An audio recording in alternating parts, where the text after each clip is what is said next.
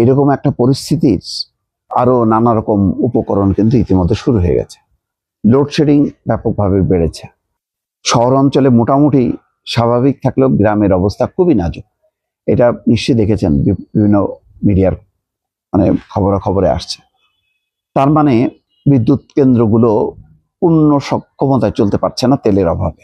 এক তেলকে কেন্দ্র করে কত রকমের যে এই সংকট তৈরি হবে সেটা আমরা অলরেডি টের পেতে শুরু করেছি। মাঝে মধ্যে এত হাজার মেট্রিক টন ডিজেল আসছে, এটা আসছে ওটা আসছে, কিন্তু এগুলি প্রয়োজনের তুলনায়, স্বাভাবিক প্রবাহের তুলনায় এগুলি খুবই কম। এগুলো অনেকটা হয়তো কিছুটা সান্ত্বনা, কিছুটা সামাল দেওয়া জরুরি কিছু বিষয়গুলো, কিন্তু সাধারণ মানুষের কি হবে তার কিন্তু সমাধান নেই।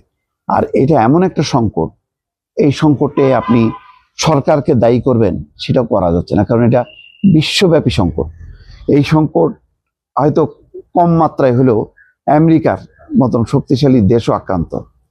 সেখানেও জ্বালানি তেলের দাম বেড়ে গেছে প্রতিটা দেশে, এবং 70 থেকে 80টা দেশ বাংলাদেশ সহ চরমভাবে আক্রান্ত।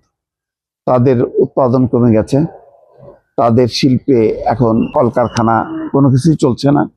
তারপরে গাড়ি ঘোড়া আস্তে আস্তে কিন্তু কমে যাচ্ছে।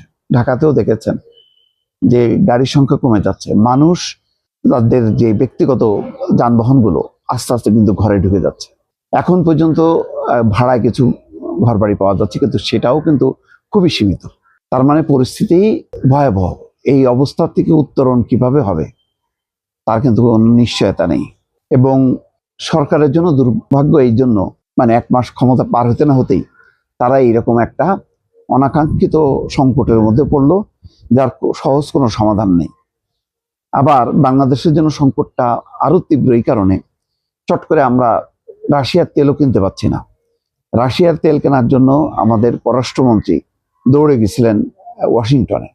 সেখান থেকেও কিন্তু এখন ভালো কোনো বার্তা আসেনি, অর্থাৎ অনুমোদন পাওয়া যায়নি।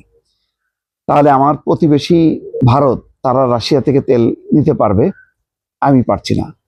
ফলে বাংলাদেশের জন্য এই সংকটটা আরো মারাত্মক।